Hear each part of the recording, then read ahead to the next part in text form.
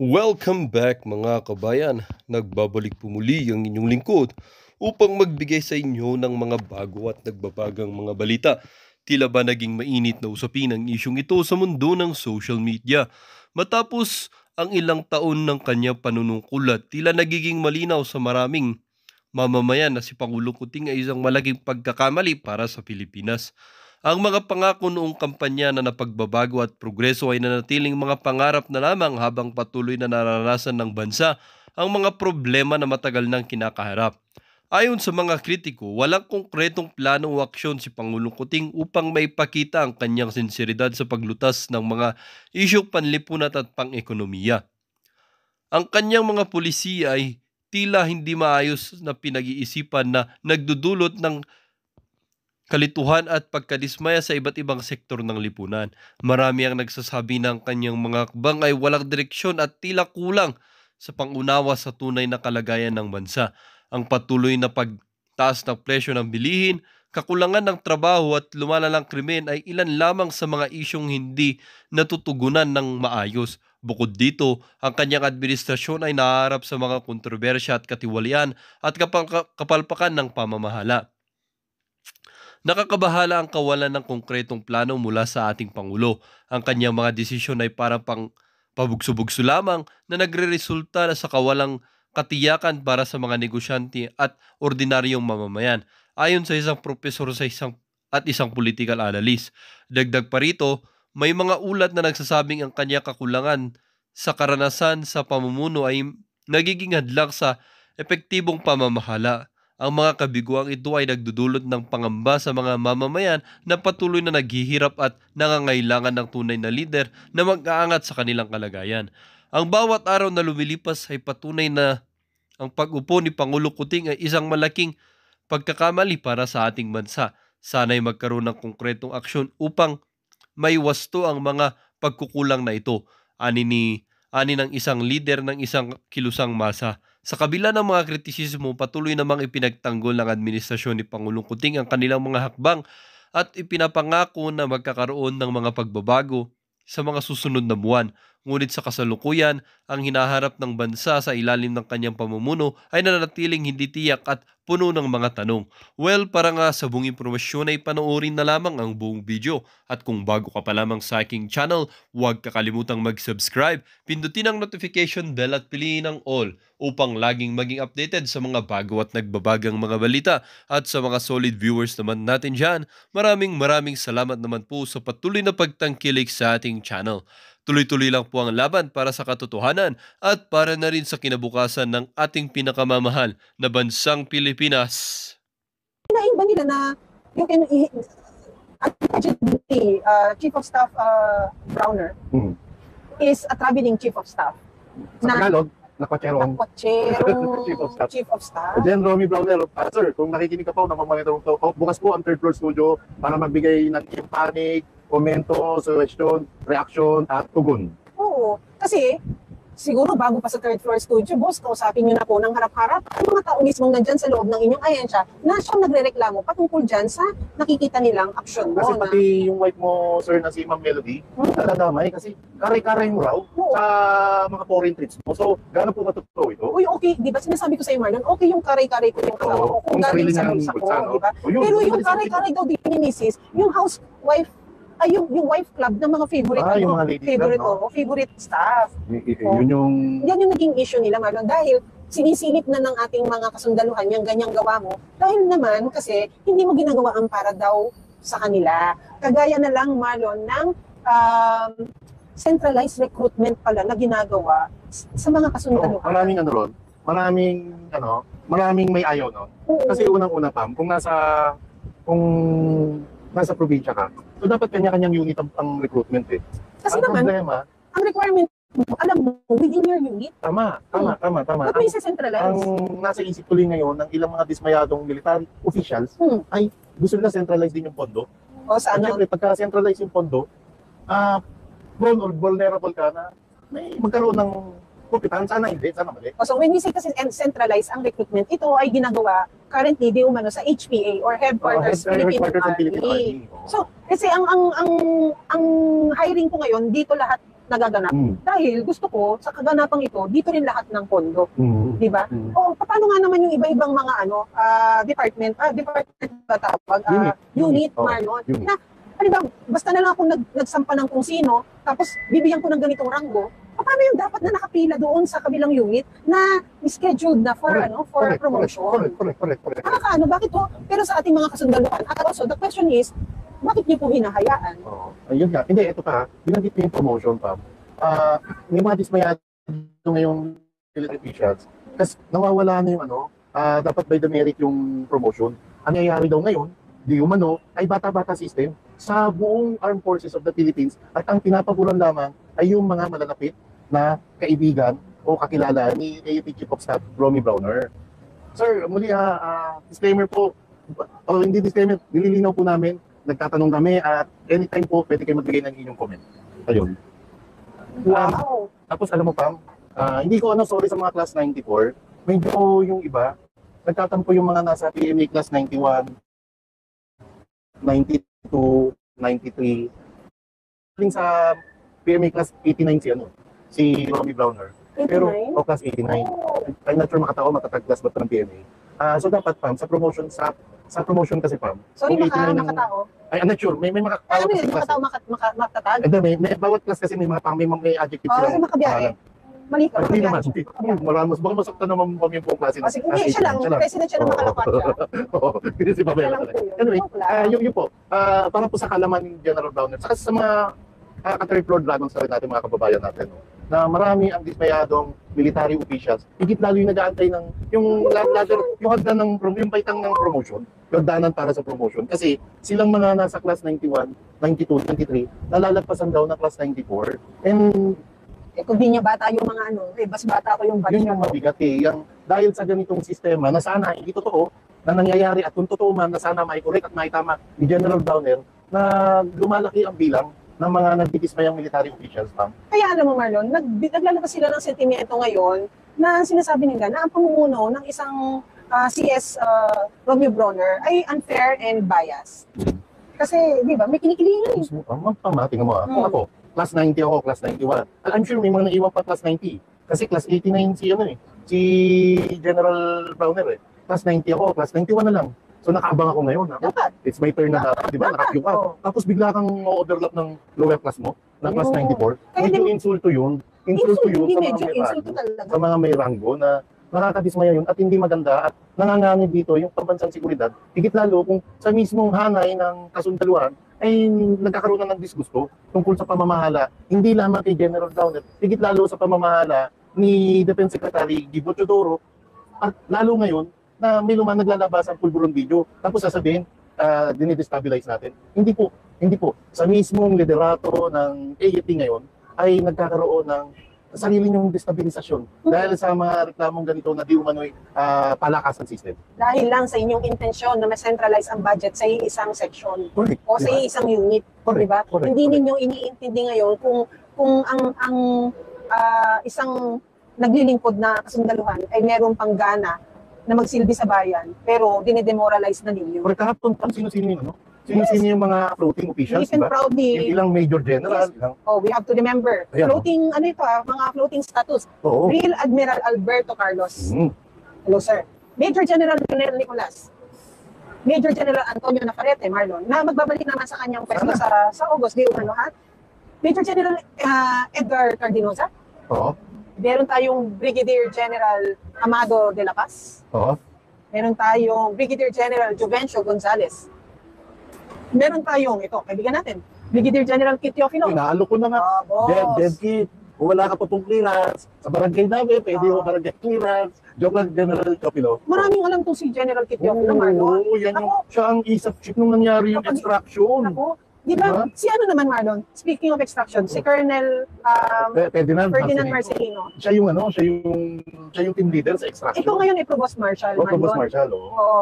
Dahil hindi pa naman siya due for retirement. Di pa? Si General Kit Teofilo, boss, kapag gusto mo nang magdikta ng magkwento sa sambayan ng Pilipino, sana po mapaunlakan ninyo na una or pangalawa or isa kami na mapili ninyong channel na mapagkwentuhan. Oh. Tutulungan namin kayo ngayon. I-challenge natin si General Browner, Marlon. nailabas ang clearance ng mama. Oh, Jen, na ang nagsilbi sa bayan at decorated official po si General Kit. Bakit iniitik nyo ang clearance ng mama? Boss, kay CS Brown, para i-challenge ka namin na kasinungalingan, ang hinaing ng miyembro mo sa loob na ikaw ay isang traveling chief of staff, ikaw ay bit-bit, may mga junket na bit-bit ang asawa at asawa ng mga asawa ng asawa ng mga staff mo. Sana hindi totoo. Sana hindi totoo, na meron kang favoritism dyan, at ikaw kinokompromiso mo ang meritocracy na tinatawag dyan sa loob. Kung kayo po ay fair, patas na tao na naglilingkod sa bansa, i-release po ninyo ang nararapat i-release ng mga clearances at bayaran ang mga retirement benefits ng ating mga kasundaluhan. Nariyan po si Brigadier General Kit Teofilo. Kausapin ninyo. Kapwa nyo official, Kabaro ninyo. clearance na lang. Kabaro ninyo. Diba? Tapos, ilang Major General yan, We have ilang 8. Brigadier Generals, diba? O 8, siyam, pinapasweldo sila, tapos hindi nyo ginagamit yung mga galing, tapang at talino nila, na bago naman nila nakamit yung kanilang mga rango, ay dahil sa kanilang hirap at pagod at pagmamahal sa bayan. Nasasayang daming pera ng pamahalaan, pera ng taong bayan, ang nasasayang. Pinapasweldo sila na hindi nyo binibigyan ng tamang trabaho. Tapos, ang nilalagay nyo sa pwesto ay yung mga hindi pa karapat-dapat. Karamihan nga mga May ilaw pa meron pa nagkwento na karamihan sa mga na-promote ngayon ay mga walang combat experience. Oh my God! Paano may sasabak yan? Di mo lang tumakbo yan pa pala yun. Alam mo pa, sa AFP, sa kasundaluhan, ano yung resume nila, yung tikas nila yun, pag may combat experience sila, Wala nga. ito, bypass, no? Pati ba naman dyan, may red tape, huwag naman. O yung bang mga Mga nakukuha tao yan na walang combat experience, Marlon, kapag nagkasubukan tayo sa gera, yan ba ang unang iharap nila? Baka ang unang patawag nila yung mga retired. Saka masakit sa mga opisyal na may combat experience na nilalagpasan ng promotion, nilalagpasan ng magandang assignment designation. Kasi sila itong naghirap halos binuwis nila, literal na binubuwis nila yung buhay nila sa kanilang serbisyo. Tapos biglang-bigla malalagpasan dahil kasmala lang kay ganito, malakas lang kay ganon. Anong kasma? Kasmala. Kasi malakas. Bago yun bago sa akin. Hindi, Marlon, ako i-challenge ko si General, Chief of Staff Browner. Marlon. Sir, challenge na kita. Wala ka naman kailangan patunayan sa amin. Yep. Ang sa amin lang din naman is, meron kang kailangan patunayan para sa sarili mo, sa mga anak mo, sa pamilya mo, kung ano ang kalidad ng iyong serbisyong ginawa para sa bansa. At para po makitang mataas naman ang kalidad na contribution mo sa bansang nililingkuran mo, dapat patas ka rin sa taong nagsilbi na kagaya mo. Isa dito si General Kit Teofilo. I-release niyo po ang clearance. Bayaran po ninyo ang retirement benefits niya. Ayun po, siguro po baka hindi nyo ako maririnig ang pangalan ninyo na masambit namin sa ganitong sitwasyon na inuudyok kayong magpakatao, magpakamaisog, magpakasundalo. At magpaka-Pilipino. Yun, Diba? patas na Pilipino. Dahil alam niyo boss, si BBM, meron pong 4 na taon na lang napapaglilingkod. Yung 4 na taon na yan, pag alis niya, tao ka pa rin, tatay ka pa rin, asawa ka pa rin, kapatid ka, anak ka, kuya ka, kaibigan ka, at higit sa lahat, Pilipino ka pa rin. Yun lang naman, makatao ka, maging patas ka. Yun lang, ibigay mo ang nararapat sa mga tao mo. Hindi yung ganyan na within your agency nagkakagulo kayo, tapos ini-impose ninyo na igalang ka. Ini-earn po yan. Minsan tuloy, hindi mo maiwasan na mapag-usapan ng mga military officials na kaya binibiti nilang i-release ang clearance ni General Kit Teofilo kasi ino-hostage daw nila dahil baka raw magsalita ito patungkol doon sa Turkey extraction issue. Siya nga ang dapat mas may malakas na loob na mag-whistleblow dahil Tama. nasa labas na siya. Dapat nga inaalagaan nyo. Dapat hinaalagaan ninyo. Alam niyo, sino ho ba mapapamak dito? Hindi ho ba ang unang ginang natin? Kapag napahamak ang unang ginang natin, sa kahihiyan na yan, Marlon, ito ay another kahihiyan sa bansang Pilipinas. Una na nating naramdamang mahiya kahapon, Marlon, nung napanood natin yung hindi magandang act na ginagawa ng ating presidente, na napatunayan ng isang deepware application na hindi siya fake. Yep. Tapos, paano kung napatunayan at nagpursige ang kasong isinasampa ngayon ng mga human rights group sa UN, United Nations, Marlon, dahil sa pagkaka-involve ng ating unang ginang sa di umano'y isang extraction activity sa Turkey. Another kahihiyan. Kung siya rin ho naman ang pinoprotektahan ninyo, protektahan nyo na rin po kung sino ang namuno ng aktibidad or activity na siya ang nag-utos. Kahit Pero wala higit siyang lalo mandato. pa, ang dapat niyo pong protektahan ay ang mamayang Pilipino. Mantra o motto po ng AFP, ang protecting the people, securing the state, di ba? Na hindi yung protektahan nyo lang yung Kay couple o first family. No, Marlon? ewan ko po, nakakalungkot lang na may mga ganito. At ngayon lang po ako nakarinig ng isang AFP Chief of Staff na ang dalas ng biyahe, Alam ko 1 year pa lang sa pwesto si Wala pa nga yata. General Bauner. July 21 kung tama ako. July 20, 1 year na. 1 year na. Oo nga, oo nga. Ng ano, Pero wala no? sana. Leader by example talaga yung Sana. Pangulong Marlon. Kasi tingnan mo kung ginagaya ng mga ano niya. Pag nakwatsero ang presidente, nakwatsero rin ba dapat ang chief of staff? Parang mali Eh di, ano Yung- ba ang presidente? Sa hanay, sa ano? Commander-in-chief. Diba? Sino ang boss ng chief of staff? Hindi, yung ambos nila, commander-in-chief. Pero, yun nga. You lead by example. So, kung wala yung nagagawa ng Pangulo, wala ding takot na kayang gawin ng mga nasa ilalim niya. Correct. Ako yun lang, magpakatao ho kayo. Kayo po ay magpakamakabayan. Dahil at the end of the day, kayo po ay head ng inyong sariling pamilya na nagpo-provide. Ganon din po itong mga taong Correct. fin-float ninyo. Ang gusto kong hindi kasi ako IT, kaya hindi ako expert eh. Kaya sabi ko, ang dami naging expert kahapon. Ang gusto ko yung tinakel ni Boss Jojo de Guzman. Oh. Anong software ba to? Or what? Oo, online lang siya, web-based, Web-based, application oo. or web-based software na Pagturuan mo tinatawag kami. natin na, guys, sino ang nakapag-save sa inyo ng video? Tapos punta lang kayo sa Punta lang. page na deepware.ai. So, Deepware.ai. .ai. So, artificial intelligence. So, if you go Where there, as in Tupperware. where? Where? Hindi where are you going? Hindi where. Oh. Tapos ito, dito sa page na yan, Marlon, Ayan pipindutin nyo, Dapat sa press con may nagganyan o bakit? pipindutin nyo lang yon. Tapos sasabihin, upload video. I-upload Okay. nyo ngayon yung original video Okay. na may isang mama na naka-berdeng polo na sumisinghot. Pag sinod na gano'n, nonongga pa, wow. Diba? Langhap sarap. Jollibee. Oh. Diba, napatingala sa langit. Ganun ba ito sarap? Ay, hindi ko alam Hindi ko, Hindi mo trip yan nung bata ka? wala akong pambili niyan. Bata ako. Mahal Diba? ba yan? Mahal yan. Alam mo, okay pang mga ano yan. Pang mga alta yan. Oh well, yun, i-upload nyo lang and then may ilaran kayo doon na I think button that will say scan. Tapos makikita niya yung, meron siyang parang barometer pa tawag doon, oo. na meron siyang not fake, suspicious, and then parang, Color coded yun. ang alam ko, green, yellow, red. Okay. Kapag nanatili ka doon sa first barometer lang, original yung original. ano. Pag umandar ka ng konti, Legit, oo. legit siya. Hindi, pag doon sa Ay, ano? pula, ay sa una, Sa una, legit siya. Legit. Pag nasa Original. gitna, Suspicious. suspicious. Kapag yun nasa dulo, nuknukan na yun na AI created. AI created. AI created. Oo. Yung kasing suspicious, it could be a tampering of an original. Oo. Na halimbawa, ako ang original, pero ang mukha ko si Madonna, Oo. may issue tayo doon. Suspicious ako ngayon. Hmm. Pero kung halimbawa, video ko lang na ganito, yun ang in-upload mo, ako to, original tayo. So, nung in-upload nila, kasi yung hapon din na yun, Marlon, nag-create na sila Oo. ng mga video na mukha naman ni PRRD, mukha ni Baste, Oo, mukha ni yun nga yun, tama, VP Inday. Oo. Nung in-upload yon, automatically, ang barometer gumalaw na meron siyang suspicious, kasi from an original file na nabasa na ng system, pinatungan mo ngayon, ay, hindi nga nababasa na hindi ito yung original na mukha na nabasa ko. Oo. Hindi ito si BBM. Parang si ganito na to. So, tinamper, doon tayo ngayon sa suspicious na ngayon. So, ang nabasang fake, were those that they created for PRRD Sara and Mayor Baste. But it Oo. remained original yung Yung- sa mukha ni BBM. Na lumabas sa sa LA, Yes, California, oo. USA. Alam mo pa, suggestion to, no?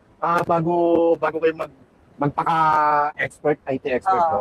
Lahat ng opisina natin, lalo sa gobyerno, may kanya-kanyang IT department, Yes. MIS, IT Yes. department. Dahil pag may kanya-kanyang IT department, merong IT expert, Expert. di ba? Ito lang ha, sa DILG, calling DILG, calling DND, and AFP na rin, boss. Oh, sila na AFP, nagpunta kayo din na mismo. kahapon. Hindi, AFP. DND. Hindi, pati AFP. Disgruntled man kayo kay General Romy. DICT, sama mo. Lalo DICT, mga bossing. Hmm. Pakibaril nyo kung hindi totoo yung deepware.ai na yun. But, sa DILG, DND, AFP, DICT, IT, and PCO, PCO and OP.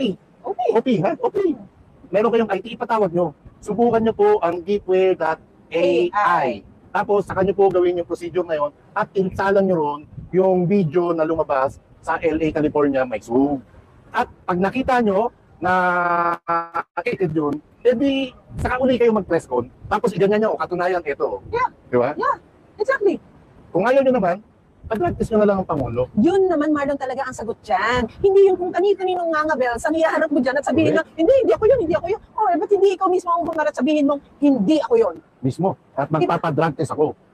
And another challenging question to, let's say, specifically to Secretary Ben Carabalos, Okay. if it's fake, why take the time and exert the effort to create a task force to manage the handling ng paglaganap ng pag-share ng video. Mas If it's nakakonsentrate kayo para hanapin yung tao nagpakalat. Yes. Mas dapat pagtuunan yung pansin kung gaano katotoo. Ayun yung isang na- upload. Thank you to Sir Jojo for introducing us to this Galing mo, Boss software. Jojo. Maraming salamat. Kaya boto ako sa'yo, Boss Jojo. Alam Kaya, mo, boto ako sa'yo, aray ko. Crossing shoulder. Sabi ko lang ba boto ba sa akin? alam mo Marlon, Oo. Iba ni TV. Diba? Aray ko.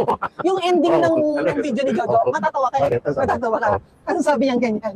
O ano? Talo na naman kayo. Para may laban lang. Ang kulit niya sa inyo. O ano? Talo na naman kayo. Yun ang ending niya. Tapos sabay end na ng video. Shoutout pala kay ano, kay Kuya PH. Kuya PH. Shoutout po. Kuya o tatay? Kay Lolo PH. Baka ano to? Ano? Ay, kukunin kami See you, sa'yo see you. one of these days. See you, ha? see you, see you. Sana hindi mo kami pagdamutan. Oo. Sana mapagbigyan kami sa hiling namin one of these days. Ang lakas na ng ulan. Sana Oo sa nga mga kabayan natin sa Pilipinas, no? Stay dry. Oo, Stay inside your house. Stay dry, pero iwasan din po ang cup dry.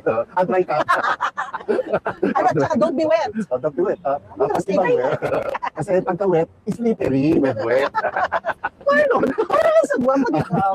Okay. Oo nga. Tama naman yung ano. Pero sagwa eh. Alam mo, madumi kasi iisip nyo. Hindi, parang Tama naman, slippery, wet. Pagka, di ba meron yung yellow? Nasa bawah, baby Alala. mama, ito yung kunin ko. Nakauna na. Kunin ko. Ano na? Ano na? Kasi Yung mga batang naglalaro, baka pag inalis mo yan, doon pa sila pero ma-discuss. dilaw doon nakalagay, slippery, wet. Naalala ko, nakaon yung mga fountain. Sabi niya, mga tagos na yung baka.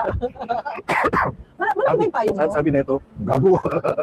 Uy, ang laki ng lalakad. Ang haba ng Okay lalakarin lang. mo. Ang kami dadaanan to. Basta ano nga kanina. Anyway, Baon na ano ng pahon yan. Sana may natutunan kayo mga katete kay Ebon. Dahil kami ay puro agitations. Puro, ayun dami. Chief Smith. Uncle joke na naman po. At least okay joke. Okay joke. Isa lolo ko. Yung Nini Abres, Kakanta Tama ba pala yun? Pilipino. nasaan ang Maharlika dahil walang physical address siyang isama sa speech niya. May yung Maharlika Investment Oo Fund. nga. Hindi rin niya nasabi yun, Marlon, no? At ang mga, ano yun, agricultural smugglers, hindi niya rin Wala, di ba? nire-report. And asa na yung bilang ng araw, nagbibilang sa lagpas 365 days na po. Yung Salamat, Ami smugglers TV. and, smugglers and orders. Parang maraming nagpakulay. Hindi natin nabati. Thank you. Paano mo tayo? Baka mabaha ako. May stranded ako. Ay, ingat po lahat. Ang taas pa naman ng sasakyan mo. Sabi ito. Si Marlon ho kasi, ang mga sasakyan niya, puro SUV. At pag nakita mo naman, ang kaibigan naman natin, may umlad sa buhay, Hindi naman, no? yung mga sasakyan niya talaga, mga top of the line na SUV Hindi naman. na malalaki, no? Tapos sabi niya ganyan, uy, walang parking. Doon sa kabila ka, sabi niya, o sige, mababasa ako eh. Syempre, umuulan. Ano ba dala mo ngayon? Yung ganito, sabi ko, alam mo Marlon, pag dala mo yan, feeling nahawa ko sa'yo. Bakit? Parang wala kang panggasolina. Ang liit mo kasi nang dala niya Full ngayon. tank, 2,000. Ganun. Anyway, thank you. Thank you sa lahat po. Ay, sino ba si IM Men? Pinapauwi na tayo. Oo, naku. Thank you. Thank you. Unstable daw ako. Kaya na pa, may droga sa zona. Wala pa rin, no? Nga, no? Actually, may narinig ako sa droga sa drugs. May sinabi, May sinabi, malaki na pa na 71,000 drug bypass na ang nagawa niya. 71,000 sa loob ng 2 taon. Dalawang taon. Isang Tapos, taon. dapat ang masarap mapakinggan doon, di ba? Ulitin ko, 18 PNP official. May disgruntled sa AFP ha. Eto, may disgruntled. Legit yung nila. Pinag-resign nyo sila kahit hindi pa sila guilty at hindi napatunayan, nasangkot sila sa ipinabawal na gamot. Yung panlabing-8 na yun, dahil wala kayong malinaw na pahayag, ibig sabihin guilty na sila. Ang sakit sa kanila yun, na inabot nila ang full colonel. Ang full colonel, isa na lang yung general na yun. Oo. Ang full colonel at mga general sa pinag-resign nyo, masakit na sa kanila dahil bago nila narating na rangong yun, hirap, dugo at pawis. Diba? Tapos, narating yung pag-resign nyo lang dahil pinagbibintangan nyo sangkot sila sa droga nang walang due process. At kung sino man yun, ba't wala kayong pinangalanan? Kung sino guilty? Ang higit lalong masakit sa mga anak, sa pamilya, sa magulang. Kaya Marlon, Tinitingala ng pamilya nila, tatay ko, colonel, tatay ko, general. Tapos yung pala, mismong estado, mismong gobyerno, ang nagbibintang sa kanila, nasangkot sila sa pinagbabawal na gamot. Ang sakit nun. kaya Marlon, alam mo, walang amor sa tao yung panawagan ni Secretary Benhur Abalos kahapon when he was saying and telling people na it's so unfair. This is very unfair for the president. In an hour, lalakad tayo sa red carpet para sa zona niya. This should be a happy event. This is very unfair for the president. Hindi ho. Pwede nga nating sabihin deserve niya yan eh. Di ba Marlon? Kasi ang una hong naging unfair sa tao, hindi kami. Hindi kami sa isa't isa. Kayo na gobyerno ay hindi patas at unfair po kayo sa tao. Mas unfair sa taong bayan yung may issue ng pagiging drug user ang presidente ng Pilipinas na hindi niya hinaharap o hindi niya tinutugunan yung hamon na magpa-drug test siya live at sa mata ng sambayanan. Mas ampere din ho sa taong bayan yung isasabo sa gera ang mamayang Pilipino. Higit lalo na hindi natin alam kung nasa katinong pag-iisip pa ang ating presidente. Higit pang ampere yung 800 billion funds at 90 billion funds sa 80 billion 90 sa PhilHealth na bilyong-bilyong pera ho ng mamayang Pilipino ang hindi may paliwanag o ginagastos niya lang kung saan-saan o napupunta na lang sa sariling bulsa niyo. We have a pickpocket government, Marlon. Ganda, no? Pickpocket government. Aside from Alam the mo, fact, pagka, di ba pagka pickpocket, parang small time yun, pickpocket lang yun. Parang di, parang mali-maleta to. And speaking of maleta, Oy, ingat, Matitiyok ko na ingat, ba to? ingat. O ito ha, baka papahabol ko ha. Meron, controversial. Uy. Ha? Oo, Wag muna, wag muna. wag muna. Maleta. Dala-dala, lagi na doon sa Okada. Mali ang pera. Tapos, nag-aabang din yung kapatid. Mamaya na. O, sa susunod, itatapik natin yan. Tatapik natin. At hindi to pera ng Pogo. Pera sa custom. Maleta. Isipin nyo, ang 1,000 ilalabas sa maleta. Sa'yo. Oo. Hindi, ibalikan natin bago tayo mag-close Okay, sa go. pickpocket. Oh. Sinasabi mo kasi ang pickpocket ay maliliit na halaga. Marlon, dahil ang contribution ko sa PhilHealth ay maliit na halaga ng percentage ng kabuuang sweldo ko na inilalaan ko para sa sarili ko pag ako ay nangailangan.